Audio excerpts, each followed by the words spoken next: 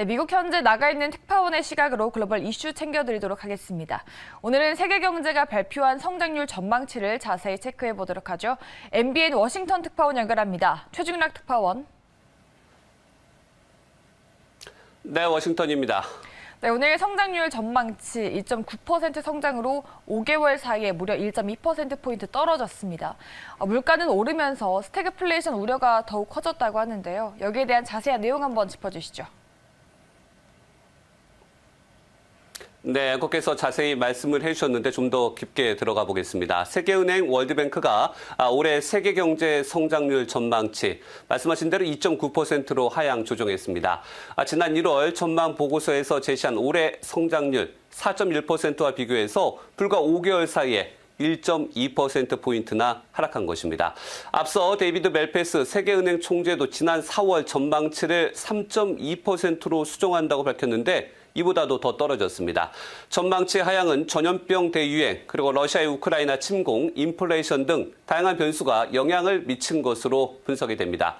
세계은행은 우크라이나 전쟁, 그리고 중국의 봉쇄, 공급망 교란, 스태그플레이션 이런 위험이 성장을 해치고 있다 이렇게 말을 했습니다. 많은 나라에서 경기 침체, 이제는 피하기 어려울 것이라고도 덧붙였습니다. 특히 세계 경제가 미약한 성장과 높은 인플레이션이 장기화하는 시기로 접어들 수 있다면서 이제는 스태그플레이션 위험이 상당하다 이렇게 우려했습니다.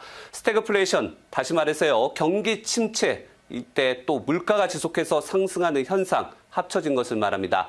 예를 들면요, 1970년대 오일 쇼크가 대표적인 사례로 꼽힙니다. 주머니에 돈은 없는데 물가만 오르는 상황, 이렇게 보면 될 것 같습니다.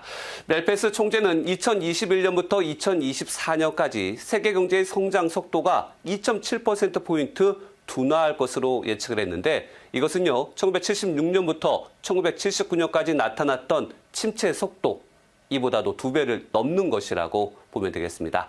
현재는 얼마나 안 좋은지 알 수 있을 것 같습니다. 네, 스태그플레이션 우려에 더해서 세계 경제가 우려스러운 상황에 직면한 것 같은데요. 그렇다면 국가별로는 성장률이 어떻게 전망이 됐고 또 세계은행이 여기에 대해서 정책을 내놓은 게 또 있을까요? 한번 좀 권역별로 살펴보겠습니다. 선진국 올해 성장률이 1.2%포인트 하락한 2.6% 전망이 됐습니다. 미국 1.2%포인트 내린 2.5%, 유럽권이요 1.7%포인트 하락한 2.5% 성장으로 예상이 되고 있습니다. 신흥국과 개발도상국도 다르지 않습니다. 1.2%포인트 하락한 3.4%, 그런데요 1위 국가의 약 70% 성장률 하향 조정할 수밖에 없었습니다. 국가별로는요, 중국은 0.8%포인트 하락한 4.3%, 인도는 1.2%포인트 하락한 7.5%로 각각 전망이 됐습니다. 전쟁을 일으킨 러시아 경제, 애초 예상보다요, 11.3%포인트 더 떨어졌습니다. 8.9% 역으로 마이너스 성장할 것으로 예상이 됐습니다. 세계은행은 우크라이나전이 세계 경제에 미칠 최악의 결과를 피하려면 어떻게 해야 되느냐? 국제적으로 국가별로는 단호한 정책 행동이 필요하다고 밝혔습니다. 꾸물꾸물대서는 안 된다는 겁니다. 구체적으로는요, 전쟁 피해 제한을 하고요, 원유와 식량 가격을 완화시키고 부채 평소에 좀 줄이고요. 저소득 국가 같은 경우는 백신 접종 등을 제한했습니다.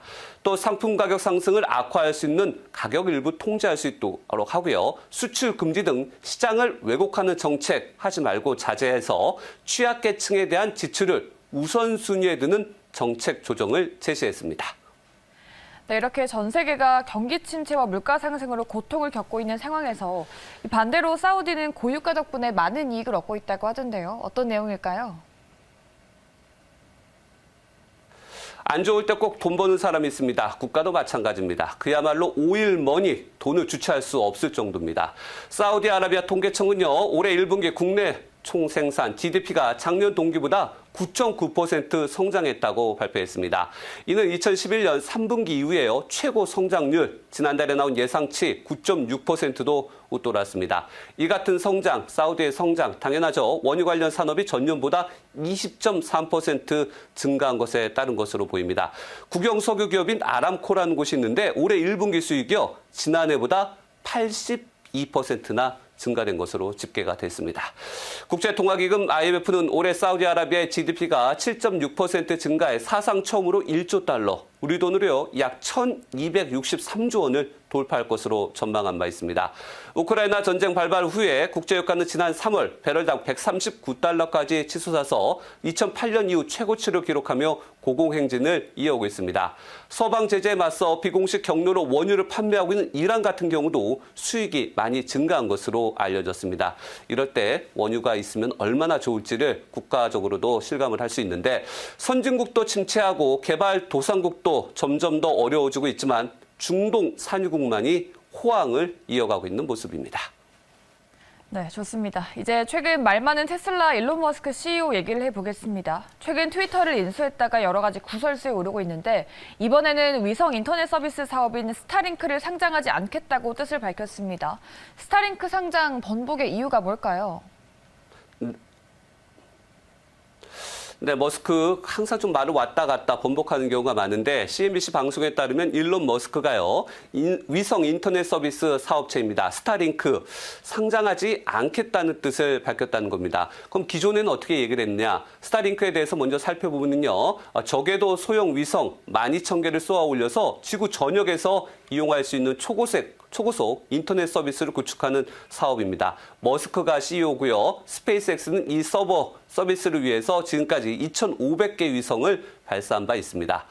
머스크는 2019년 5월에는 이렇게 얘기했습니다. 스페이스X 직원들 앞에 보낸 이메일에서 3년쯤 뒤에 스타링크를 상장하는 것이 타당할 것 같다. 이르면 2022년 기업 공개, 그러니까 IPO 가능성을 제기했습니다. 이제 그 시기가 됐죠. 많은 직원들 그야말로 상장으로 인해서 부자를 꿈꿨을 겁니다. 그런데 그 꿈 당분간 깨졌습니다. CNBC가 입수한 녹음 파일에 따르면 머스크는 지난 2월에 직원들과 회의에서 이렇게 얘기했습니다. 언제 기업 공개 IPO를 할지 정확히 확신할 수 없다. 잘은 모르지만 추측한다면 아마도 지금으로부터 3년 또는 4년 뒤가 될 것이라고 말했습니다. 약속 안 지켰는데 또 지킬 수 있을까요? 특히 머스크 CEO는 지난주 직원회의에서는 이렇게 얘기했습니다. IPO에 대해 부정적인 인식을 드러낸 건데 직원들에게 기업 공개가 부자로 가는 확실한 길인 것처럼 생각해서는 안 된다. 공개 시장은 변덕스럽고 우리가 기대를 충족하지 못하면 권총으로 마구 때릴 것이다. 이렇게 경고했습니다.